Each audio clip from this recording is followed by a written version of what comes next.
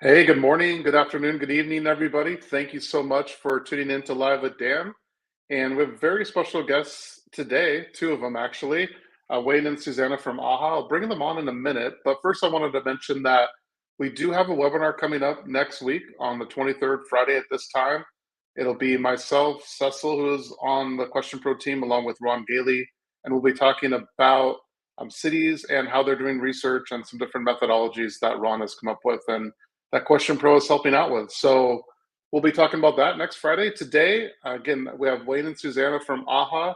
We're going to be talking around innovation and how online qualitative can help hone in other areas as well. So without further ado, I will bring in Wayne and Susannah. Hey, welcome to the show. Hello. Howdy. Thanks for having us. Awesome. Yeah, my pleasure. My pleasure. So maybe let's start out and just let people know what AHA is, why you guys started it, and what it's all about. Okay. So AHA is an innovation and facilitation company. So we do everything from insights to innovation. We were founded 27 years ago. I founded it with a couple of partners who have moved on, and Wayne joined us. We've had bigger or smaller, but we work in a networked capacity with a variety of facilitators. And we're really about helping people learn and move from insight to innovation to drive change in their business, community, organization. So applying that in lots of different ways. But with a strong foundation in consumer products and insight generation, that's awesome. Kind of where we come from. Yeah, no, that's great. And I know I mentioned this in my LinkedIn post this morning, but at X Day, your session was standing room only. We had to I think, Danielle, our marketing person, was fending people off at the doors. So I know what you have today will be, super exciting and interesting for everyone. And you mentioned innovation, and I think that's a good spot to kick it off. What are some different ways that you feel that companies can unlock innovation? And then any examples that you might have would be helpful as well. You want to go ahead? You want to go? I think taking a couple of steps back on innovation, everybody wants to jump to immediately brainstorming and go transform the world. That's great. You'll get there. We see teams often skipping over the basics, right? First of all, being open to being surprised. I'll give you an example in a minute. But more importantly, getting really disciplined about the practice and the craft of innovation. So starting with those really important either jobs to be done or the consumer insight, so that you really understand what you are trying to help somebody do, whether it's a product, whether it's a service, whether it's some other software offering, getting clear on that. Oftentimes people forget that part of it, or they don't identify with that part of it because it doesn't fit to them, and they end up missing the mark. We were working with a client not too long ago, a large retailer. And they originally started the business as a kitchen supply store. They thought they sold, widgets and kitchen stuff. They also were passionate about cooking themselves. They started running cooking programs. The cooking piece became bigger and bigger and bigger. And they came to us and said, hey, we really need to understand about how to do better promotions, right? And how we do a better job marketing. We did some online research with them, actually through Question Pro. And what we discovered out of it was their fundamental assumption about their business. The problem they were solving for people wasn't necessarily how do I sell you a new spatula or how do I sell you a beautiful new $500 knife. It's how I bring people together and teach them how to cook and cook with friends and cook with family. So and they were open to that. In fact, the owner came to us and said, hey, I really thought I had a cooking store with a cooking school. What I realized is I have a cooking experience that all the other stuff totally supplements it. And being open to be surprised and to really rethink that and connect with the end user, I think is something that often gets lost in all of the buzz to get to market. Yeah, that's interesting because you bring up a good, interesting point around, we tend to think of, at least I do, think of innovation as, hey, what's new in my product or service. But in this case, it's the innovative idea was sitting right in front of them. They just needed to unlock it. So really interesting. Oftentimes that's where it is. Yeah. Anything else you want to add? Yeah, no, I didn't think that doesn't. We really look at kind of the overall process of innovation, and our work is about facilitating and making it easier for people to drive innovation. starting with what are those insights? How do you understand the consumer need, the consumer experience, the desired experience, and move that through into then, all right, so what technology capabilities, what can we do about that in terms of solving for that problem, or optimizing the experience for people? And we work across everything from products to services to organizations, and innovation is required just to create change, because no one knows how to do all these things. There's no manual for it. So it's always about inventing that and coming together. So what we do is bring people together to uncover those insights and think together about how to apply those. Got it. Got it. I imagine what gets difficult is, and as you're talking, I was thinking about this, and like people say, I mean, the equivalent of like, oh, I want to change the world, and like, great, but how are you going to do that? Like, what are the steps? So I imagine part of your challenge is kind of honing in on exactly what they're looking to do. I mean, probably taking these big, like grandiose claims or things they want to do and kind of focusing it in. So that's probably a challenge as well. Yeah, a lot of times it really starts with that clarifying in the stages of innovation and some of the work we've done, creative problem solving, design thinking process. It always starts with what is the question, what is the challenge, where are you, what's your current reality or situation, so that you can think about where to go, because you might have aspirations here or there, but you've got to start with being grounded in kind of what's the current situation, what are all the questions. And I love the name Question Pro, because right, it's all about the questions. And if we ask better questions and different questions, we're going to get different answers. So what are the what's that grounding, clarifying situation as the foundation for starting any innovation, as opposed to just you could be solving for problems that aren't going to meet a particular need, and you spend a lot of time and resources doing that if you don't have that firm understanding up front. Yeah, and then I'd say the yes and to that is being really clear, particularly when we're doing work with clients, of what is this, what came before us, right? So what do we already know, and what do you already know? And more importantly, where is this going? And getting really clear on the objectives of not just what's the date that the report has to be done, or you need to have the insights by, but what does this feed into? What's the next stream beyond this, so that as we scope and scale a particular project, we're bringing the right pieces to it to get them to not only complete this stage, but bounce into the next one. Yeah, that's a good point, I think, because it's almost like, yeah, you can do the innovation projects and you can do the exercises, but it's almost like upfront laying out, how are you going to implement this and what are the next steps? Because I know we've all seen research get, collected, conducted, analyzed, reported, but then it just sits somewhere and no one ever does anything with it. So I think it's an interesting step that you pointed out there. In terms of research methodologies, obviously this changes over time. What do you see like leading the way in terms of anything groundbreaking today that you're seeing, or is it kind of the same old stuff with different labels and things on it, or what are you seeing there? Well, I think that for us, it's less about what is the fancy new methodology, because people can run off on all different trends. But I mean, some of my early training and research was not starting with the method, or when our clients call us and they say, we want to do X, it's like, well, it's back to that clarifying thing. What is the question? What is the end? We always think begin with the end in mind. So what do we need to do here? And it's really maybe about merging different methodologies that in terms to get what might be appropriate. So we do in our work, we'll facilitate a lot of qualitative and quantitative, or qualitative after quantitative, to build understanding. So there's a lot of different ways to merge that. So you can have a lot of fancy new different technology-based kinds of things, but if you don't have some fundamental understanding behind that and know kind of, as we said, where it's starting and where it's going, it doesn't, the methodology is only as good as kind of the thinking behind it. We really, I think what we do that's different, and I don't know if it's a methodology, but it's our approach to learning and building insight, is encouraging people to slow down and take time to think together.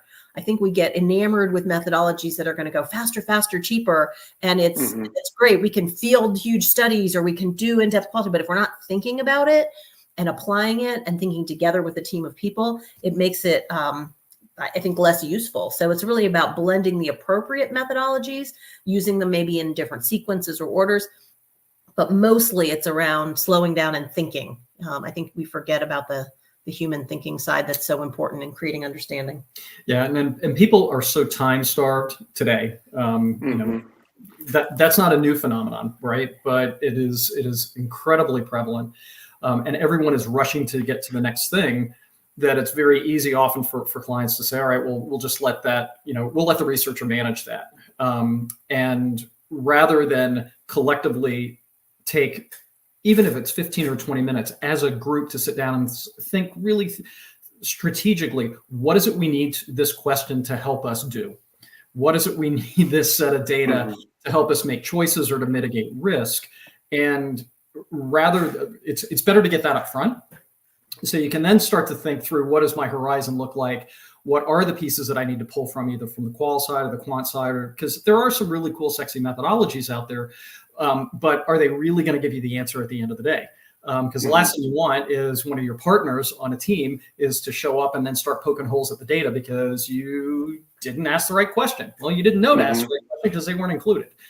And it takes a little more time. There's a philosophy. It's a little more Eastern than Western, but it's the idea of going slow to go fast, right? So if you take a little more time at the beginning to really think through, what is it we need? What is it we need to clarify? Who is it we need to learn from? Who are the stakeholders that need to speak early, so that as the data starts to come forward, and that may challenge their assumptions, they're going to have confidence that it was done.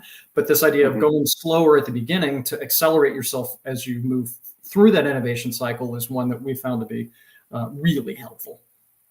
Yeah, that's interesting. It reminds me of a saying, like, you know, slow is fast and fast is slow, kind of, you know, and that whole thing of, like, if you're trying to go fast, you're probably going to slow down in the end because you're going to maybe trip over yourself and find these, you know, to what you guys mentioned, like all these things that you have to go back and do it again anyway. So if you just take your time, make sure you're ever undercovering the insights that you need and asking the right questions initially, and then it'll end up being the same time period probably. So it really and I've been on both of those experiences, right? Going slow, which is a little more pedantic, and it can be challenging, particularly in a very results oriented, like quarter by quarter, month by month, you know, deliver the goods kind of stuff. And when you're talking about a multi-year horizon kind of vision, that can be really hard. I've also been on the flip side of that, where you don't take the time up front. You jump on what seems like it's more of a trend than truly an insight, and you dedicate resources. You've got packaging engaged, you've got the agency engaged, and you miss the fundamental truth that you needed to deliver back to the consumer around the experience itself. And you've now just wasted a lot of time, a lot of money, and a lot of resources. And now you got bulk that you got to go sell off somewhere. Right. That's funny. Interesting. You know, speaking of, I guess this might be a good transition into, you know, AI, think of, you know, going fast and slow and so forth. But I mean, it's no secret. Last year, I feel like, you know, generative AI was a big, you know, tidal wave that came towards us, and we all had to react to it in different ways. Like, you know, Question Pro as a technology provider had to react to it and get it into our platform. I'm sure you guys had to react to it, and just what clients asking you, hey, what are you doing about this? And you having a viewpoint on it as well. So I'm curious, like, you know, what are your thoughts on it and how it plays into any research that, you know, AHA conducts, and just in general, like, what you all are thinking around AI and its impact? I think that, you know, AI it's amazing when you go in and you look at, and I was just doing some outlines, and I was like, outline a book about this, and it can like write you a whole outline in seconds, you know. Yeah, it's amazing. Oh my gosh. But some of the best thinking that I've heard about it, and it all goes back to thinking, is it's human first and human last. So AI is a tool, but much like research, what you put in affects what you get out. Garbage in, garbage out. It's long been in kind of the research world. So if you, depending on your prompts and how much you refine those in terms of what you're asking AI to go out and find for you, it can really accelerate that learning and creation process. But it all matters what you put into it. Likewise, on the back end, AI can really help with the synthesizing. I mean, you know, let's not code open ends forever anymore, right? Let's have some summaries created for us. Let's let the machine learning do that, but you still need to look at it. So it's still the human interpretation and application to what is it that you're going to do. Otherwise, everyone would have all the answers and we'd all be doing the same things, right? So if we're going to create something that's unique and different, with our clients. So we look at that as one of many tools to use to enhance the work, but not do the work for you. And I think that's really this tension, right? Of how do we do it faster? How do we let the machine, the AI do it? But if we don't give it the right prompts, just like research, if we don't give it the right prompts and ask the right questions, we're not going to get answers that are meaningful. So you can have things that are, just like statistics, right? You can have something that's, statistically significant, but doesn't really mean anything. Yeah, exactly. So not relevant. Yeah. As you kind of use that. Yeah. I like what you said around like human first, human last, because that's really what it is, right? And sure, let the machine do the work or the AI do the work in parts of it, but it's still at the end of the day, you need to review it as a human and see, is it actionable? Does it make sense? And put that element, that human touch to it. So I like that, the human first, human last. Yeah, that struck me as I've been exploring how to use it. And there's a variety of different applications where you can do, we do a lot of visual thinking. As our session at X Day was around using visuals. And so there's a platform that I use that can create a visual summary. Well, you can put it in there and you just know that it's still creating, it's within a limited scope, right? It's not got the endless imagination that when I work with an illustrator to create a visual summary that they're going to come up with. So it's a good tool and can give you some other additional ideas. So I almost use it as kind of an additional stimulus, right? To expand your thought. Let's put this through AI and see what it comes up with. All right, now that's going to help me think of even more new and different things in terms of ways to either get input or create a summary on the back end. Yeah, no, that's a great point. A great point. Wayne, anything to add to that? I'm trying to think of some of the clever ways that we've used AI more with respondents and encouraging them to play with it to create pieces on the back end, right? So if we're having them tell us a story, we'll have them integrate either some of the visuals, maybe from DALL-E or something like that. If we're trying to get really, really far out there on Ideal, if they're comfortable with it, for us, it's been less about how do we get respondents to play with it, but how do we use it more to either refine, stretch in a different direction, or provide something that is new and novel that we might not have thought of, versus and client stuff or respondent stuff yet. Yeah, that's interesting. DALL-E's an interesting tool. I've played with it a little bit here and there.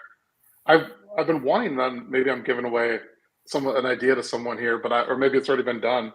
But some sort of like projective exercise using DALL-E, I think would be interesting. I don't know like the confines of it, but something I was thinking about for the past couple months. Yeah, we're happy to play. Let's push on that with your technology folks. Okay, all right, there we go. because we do know one of the things, methodology wise, and when you asked earlier, like emerging techniques and methods. I mean, one of the things that we do is use visuals to gather information, and I don't know that that's been really fully explored.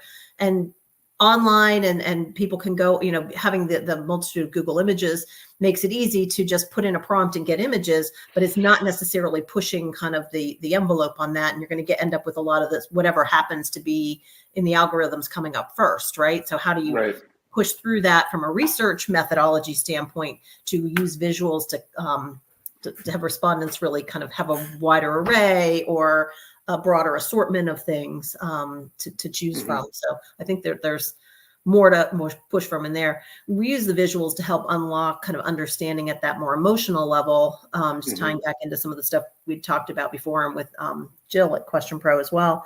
To go beyond words, right? How do we gather information in ways? How do we gain understanding around the emotional that the unarticulated, that people aren't even able to tell us in words? So we can ask questions in words and we get words back. That's all staying in the cortex part of our brain, as opposed to going into more around where decisions are made are often very much from an emotional. I have no idea why I did that. It just seemed right. Yeah.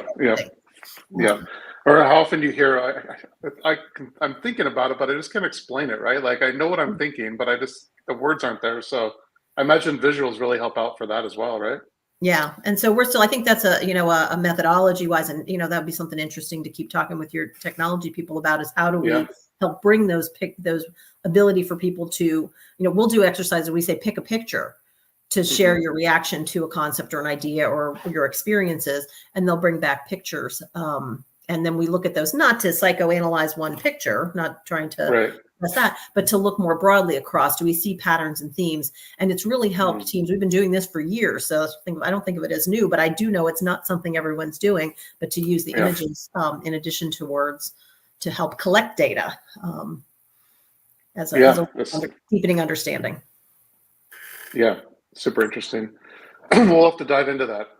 Outside of this, I'm curious. I know. Sorry, we can do that. No, that's all good. Speaking of storytelling, one of the things I know you did this at X Day, and it was around creative twists and data that pops, and how you can different tips and tricks that you can utilize to do this.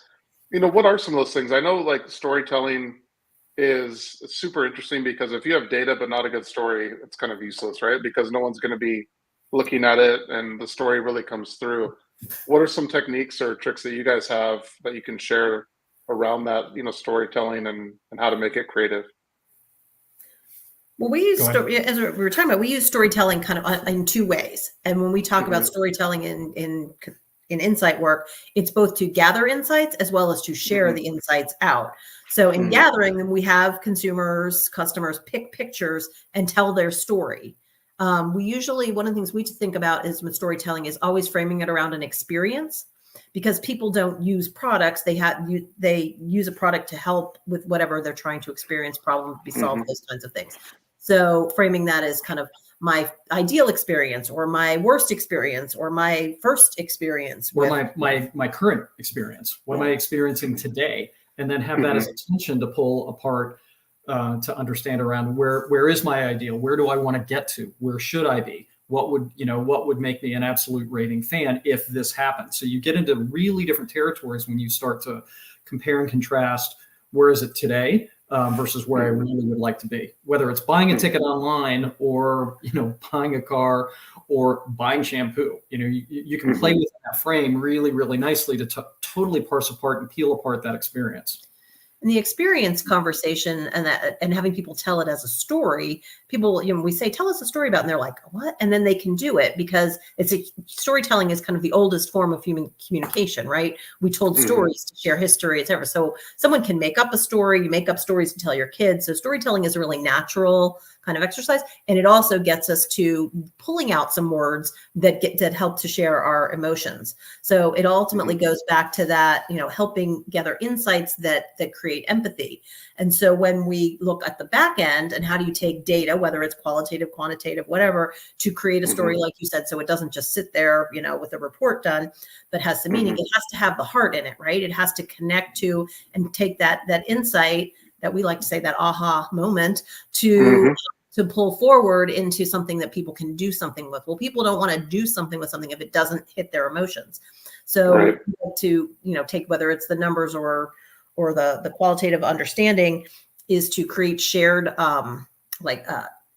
learning circle or a shared experience, building that story, keeping consumer language in it. So helping clients, for example, create a story, a summary story, an amalgamation of all of the insights, and we'll say use I language. So put yourself in your consumer's shoes, right? The ultimate empathy is, can you relate to what they're experiencing, so that it's not they did or she did, or it's some othering, right? If you're going to create a product or create communication, which is most of our work, is that's what they're trying to do, either product or communication side of things, that they're coming to it from a standpoint of true understanding. You want to tell that pet food example? Yeah, it's not just pet food. We've been surprised on many different brand projects where we ask the question of how many people actually use their product, and routinely they may have tried it once, but it's not something that they use every day, or it's not something that they're super passionate about. And that makes it really, really hard to now convince you, if you happen to be a possible user. For me, if I'm not passionate about it, or I don't really love the experience that I'm trying to create, to deliver that. So this one particular group working with a pet food company happened to be, the focus was around cats. We asked how many people in this group, and this team. The team was pretty big. How many people have cats? How many people love cats? 2 people raised their hands. 2. Right, so just that simple awareness. Well, one was like, we have a cat, but it's for the kids, so they really have to take care. So it's not really. Wait a minute. it. Everything that you are doing in your daily life should be about delivering, joy for cats and cats lovers, and you're all dog people. Okay, so Right. how now? That's a whole new problem to solve for us as facilitators. Is how do we then, because we're not going to convert them to cat people. That's just not going to happen. How do we create enough empathy and awareness so that they can then speak into those stories to then make that direct connection? We did a lot of storytelling, right? So that they could, what is it like feeding a cat? What is it like, being a cat owner?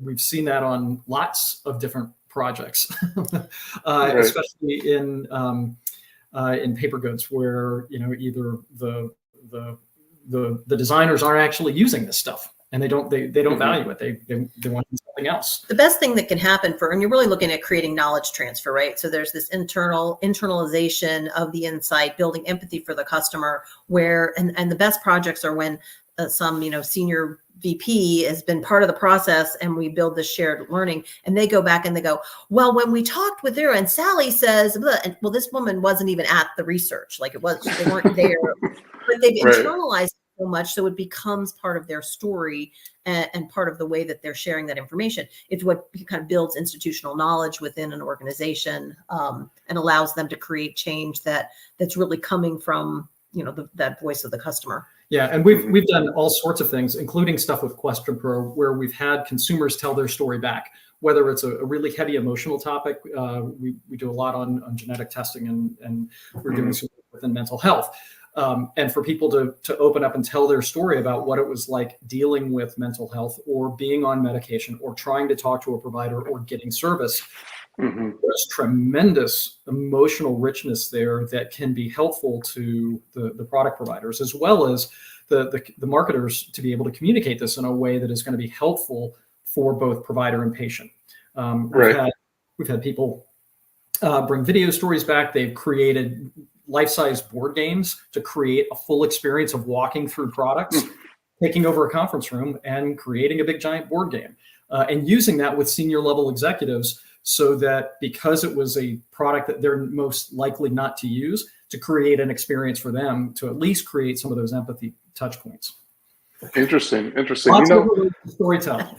Yeah, it's a ton. And when I was going into this, I was thinking more from like, once the data is collected, how are you telling the story, excuse me, to the of the consumer to the stakeholders? But largely, you guys are flipping it around. It's like, how do you tell the stakeholders about the consumers and what they're actually interested in, which is an interesting, I guess, pivot in my mind, at least, of what I was initially thinking.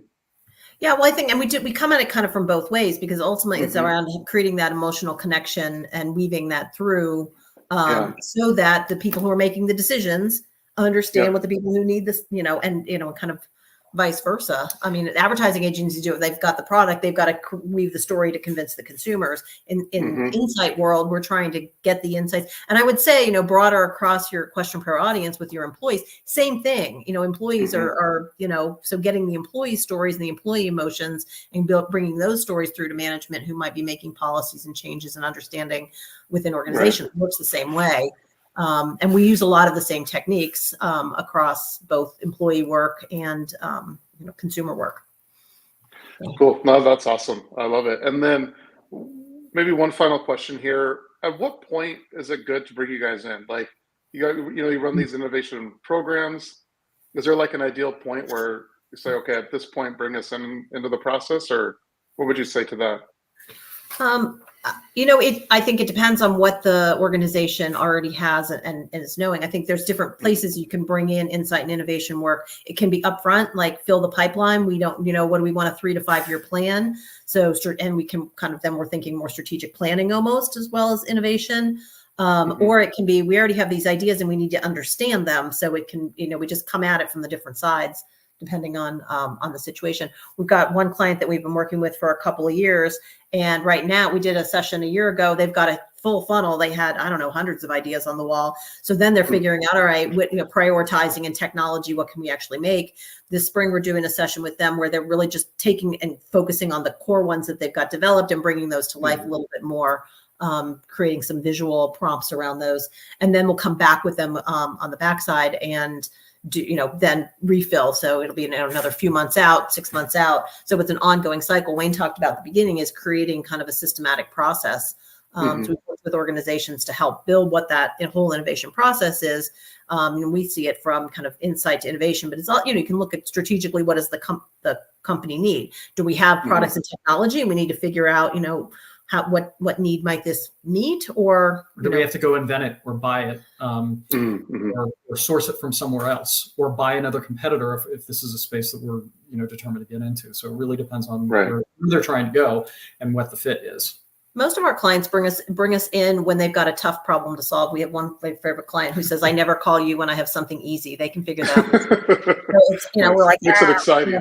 It's right? It's really exciting though, yeah. Yeah. So it's really when you've got a tough challenge or tough problem. So we're help with clarifying that problem, understanding, coming up with ideas, gaining insight around those to develop and optimize those, create so that they can build action plans and bring those to market. So it really depends, but typically we come in when there's some kind of sticky challenge, either in gaining understanding or in helping an organization move forward through insight. A lot of organizations talk about being stuck in a swirl, where they're in a cycle they can't kind of break free of. So how do you, let's say an intervention, but kind of coming in and getting some grounding based on solid insights that can kind of give people some firm footing and a foundation to build from. So it varies, at really a lot of different points in the process, depending on kind of what's needed. So we really like it when people come to us with, here's our challenge and our questions. And then we go, as opposed to, we need to hire we don't do focus groups. So don't call us if you already know you need to do a focus group, because we'll back them up a lot and try and understand where they're coming from. Yeah. If you want to learn from your end user, your customer, your consumer, and you're really open to learning and having some of your assumptions challenged because there's something that's not working in your business, it's usually where we get involved. Or some of our clients, they have a technology and it's super cool and it's really, really, awesome, but they can't quite figure out how to convert the technology into a positive experience. Either the form is really different or the experience itself is so far removed from what people are used to that they're like, we know this can deliver better benefits, whether it's, brighter hair, cleaner skin, better complexion, all of those things, but there's some barrier in between that they're missing. So that's when we get in and start to really unpack the experience of what's happening and what's the barrier for people moving forward. And I would just add one of the ways that we find a lot of benefit for our clients is coming in on the back end of quantitative. So you get this results, and it's kind of like that storytelling. So you got all this data. What does it mean? So making meaning, helping a team work together to apply that understanding to their business. So we'll come in and do facilitated learning sessions where they're immersing it, and we might augment that with some qualitative to bring it to life, because sometimes you get if the numbers are too flat. In terms of we just need to infuse some life into those and stories, what are those customer stories so that people create understanding. Yeah. Especially after segmentation work, where someone, now gets a whole new segmentation model and they have a wireframe, they have a skeleton, but it doesn't have any voice. It doesn't have any soul. It doesn't have any texture or tenor to say, okay, I now know what to go do with that. So I can deliver a better product, a better experience, or deliver a better message that will communicate why, my product, my service, whatever is going to help them and get them over the hump. So that's a lot of the work that we do. Awesome. Well, that's great. That's great. And if people want to find out more about AHA, what's the best place? Experienceaha.com? Is that the best place to find out more? Yep. That's our website. Or send us an email, hello@experienceaha.com. And it's AHHA. There's 2 H's in that AHA. It's ah and ha. We have that experience in our website just because it's all about creating those experiences. Awesome. Well, thanks so much for joining me today. And I'm sure we'll do it again because this was a lot of fun. Absolutely. Good. There's probably more things, come up with some more questions and we'll think about it. I got them. Yeah, it was great chatting with you. Good to see you. Thanks, Dan. All right. Thank you.